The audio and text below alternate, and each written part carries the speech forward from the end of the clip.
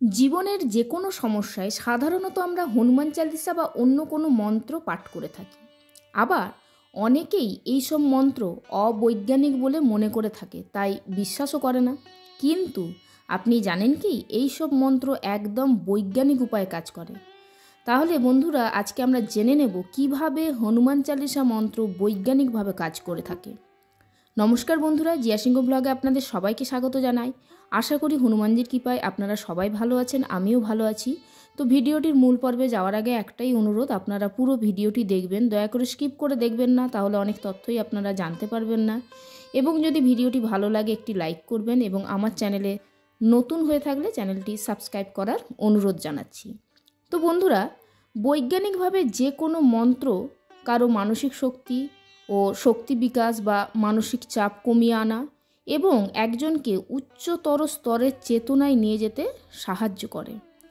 হনুমান চালিসা মন্ত্র বা অন্য কোনো মন্ত্র নিয়মিত পাঠ করলে ভয়, ক্রোধ ও হতাশাকে একেবারে মুছে ফেলা যায়। এছাড়া শ্বসন, হজম, প্রজনন, সংবহন, বৌদ্ধিক এবং জ্ঞানীয় তত্ত্ব বা তন্ত্রগুলি যে কোনো ব্যাধি থেকে মুক্তি দিতে পারে।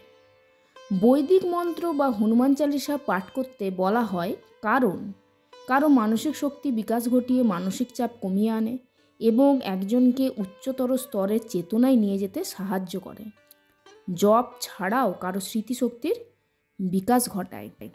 তো বন্ধুরা, যে কোনো মন্ত্র রক্তচাপ, হার্ট স্পন্দনের হার, মস্তিষ্কের তরঙ্গ এবং অ্যাড্রেনালিন স্তর নিয়ন্ত্রণ করে। তো বন্ধুরা, মনে রাখবেন, নিয়মিত ওষুধের মতোই নির্দিষ্ট উদ্দেশ্যে নির্দিষ্ট মন্ত্র রয়েছে। আমাদের শরীরের ভেতরের সব তন্ত্রগুলি একে অপরের সঙ্গে সম্পর্কিত। হনুমান চালিসা মন্ত্র সঠিকভাবে পাঠ করলে আমাদের মধ্যে একটি পজিটিভ এনার্জি তৈরি হয়, যা আমাদের শরীরের ভেতরে যে জল রয়েছে তার আণবিক গঠনগুলিকে পরিবর্তন করে। আমাদের শরীরের 79% হলো জল। তো মনে রাখতে হবে, আমাদের শরীরে যে কোনো রোগ ব্যাধির কারণই হলো আণবিক গঠনের অসংগঠিতভাবে পরিবর্তন। তো এই মন্ত্রগুলি আজ থেকে কয়েকশো বছর বা কয়েক হাজার বছর পুরনো হলেও এগুলোর ছন্দের গঠন এমনভাবে তৈরি যা নিয়মিত চর্চার মাধ্যমে আমাদের শরীরের আণবিক গঠন পরিবর্তন করতে সক্ষম। তো আমাদের শরীরের যে কোনো রোগ সারাবার জন্য আমরা কি করি? ওষুধ খাই। সেই রোগের সম্পর্কিত খাবারও খাই বা অন্য কোনো চিকিৎসা স্বাস্থ্য অনুযায়ী ব্যবস্থা গ্রহণ করি।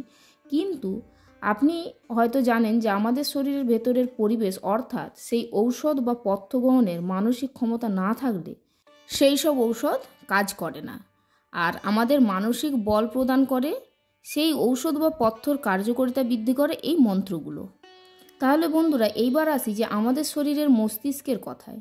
আমাদের শরীরের ব্রেন ঠিক বিশ্ব ব্রহ্মাণ্ডের মতো অনেক তরঙ্গ বিচ্ছুরিত করে থাকে, যেগুলোকে আমরা ব্রেন ওয়েভস বলি। তো এই ব্রেন ওয়েভগুলোই আমাদের মানুষের চরিত্র নির্ধারণ করে বা অন্য কোনো অবস্থায় কোন মানুষ ঠিক কী কাজ করতে সক্ষম তাও ঠিক করে।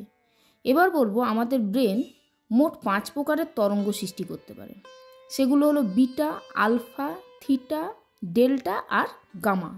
তো ব্রেনের এক একটি অবস্থা আমাদের মনের চিন্তার সংখ্যার উপর নির্ভর করে। যেমন ব্রেনের বিটা অবস্থা 48,000 থেকে 60,000 চিন্তা নিয়ে আসে। আমরা সাধারণ মানুষ দিনে প্রায় 60,000 চিন্তা করে থাকি। সেই জায়গায় আলফা অবস্থায় আমাদের মন মাত্র 30টি চিন্তা নিয়ে আসতে সক্ষম। সেই রকম থিটা অবস্থায় 15টি, ডেল্টা অবস্থায় 10টি। এই রকম বিভিন্ন অবস্থায় চিন্তার সংখ্যা কমতে কমতে গামা অবস্থায় ব্রেনের চিন্তা শূন্য হয়ে যায়। তো কোনো যোগী যখন ধ্যান করেন তখন তার ব্রেন গামা অবস্থায় থাকে, তাই বিভিন্ন চিন্তা আমাদের নানান দিক থেকে ধাবিত করে। এই মন্ত্র পাঠ আমাদের মনের অহেতুক চিন্তাগুলোকে কমিয়ে আনে।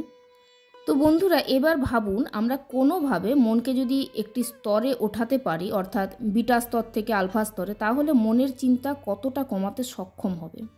আমাদের একাগ্রতা বৃদ্ধি পাবে, আমরা যে কোনো কাজে সফলতা পাব। তো বন্ধুরা, প্রত্যহ হনুমান চালিসা পাঠ করলে বা অন্য যে কোনো মন্ত্র পাঠ করলে আমাদের ব্রেনের পিটুইটারি গ্রন্থি থেকে কিছু রাসায়নিক নির্গত হয়, যা আমাদের মধ্যে প্রতিরোধ ক্ষমতা তৈরি হয়, আমাদের মনে সাহস আনে এবং আমরা যে কোনো কাজে সফল হই। আমরা সবাই হয়তো মনোবিজ্ঞানের সাউন্ড থেরাপির কথা শুনেছি। এই সাউন্ড থেরাপিতে কি হয়, মানে যে রোগী তার রোগ অনুযায়ী নির্দিষ্ট সাউন্ড ওয়েভ দেওয়া হয়, সেই শব্দ তরঙ্গ রোগীর শরীরে প্রবেশ করে, দিয়ে একটি ভাইব্রেশন তৈরি করে, সেই আধারে রোগীর চিকিৎসা হয়। ঠিক সেই রকমভাবেই কোনো মন্ত্র কাজ করে, আমাদের শরীরে নির্দিষ্ট ভাইব্রেশন তৈরি করে, আমাদের অন্তরাত্মার জাগরণ ঘটায়। তো বন্ধুরা, আমরা ভিডিওতে এতক্ষণ যে আলোচনা করলাম তার থেকে আমরা সহজেই অনুধাবন করতে পারি যে বৈজ্ঞানিকভাবে হনুমান চালিসা মন্ত্র আমাদের জীবনের আদ্য প্রান্তে জড়িয়ে আছে। আমাদের জীবনের যে কোনো সমস্যাতেই এই পাঠ একেবারে অব্যর্থ দৈব বাণের মতো কাজ করে। আধ্যাত্মিকভাবেই হোক আর বৈজ্ঞানিকভাবেই হোক, হনুমান চালিসা আমাদের এক অনন্য চালিকা শক্তি। তো জয় হনুমানজির জয়, জয় বজরংবলীর জয়, এই বলে আজকের ভিডিও শেষ করছি। যদি ভালো লাগে একটি লাইক করবেন এবং চ্যানেলে নতুন হয়ে থাকলে প্লিজ সাবস্ক্রাইব করবেন। ধন্যবাদ।